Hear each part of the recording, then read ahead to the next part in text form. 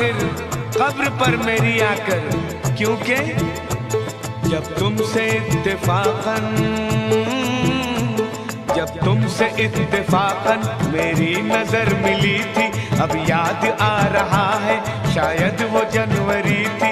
तुम यूं मिली दोबारा जब माह फरवरी में, जैसे कि हम सफर हो तुम राह जिंदगी में।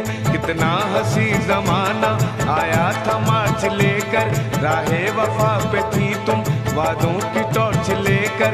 बांधा जो अहद उल्फत अप्रैल चल रहा था, दुनिया बदल रही थी, मौसम बदल रहा था। लेकिन मई जब आई जलने लगा जमाना, हर शख्स की ज़बां पर था बस यही फसाना। दुनिया के डर से तुमने बदली थी जब निगाहें, था जून का महीना लब पे थी गर्म आहें। जुलाई में जो तुमने की बातचीत कुछ कम थे, आसमां पे बादल और मेरी आंखें पूर्णम। माहे अगस्त में जब बरसात हो रही थी, बस आंसुओं की बारिश दिन रात हो रही थी।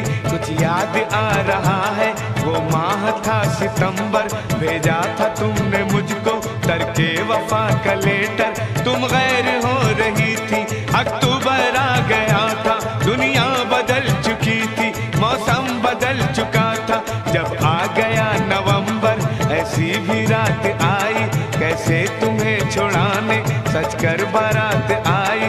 बेकैफ था दिसंबर, जज्बात मर चुके थे, मौसम था सर्द उसमें अरमां बिखर चुके थे।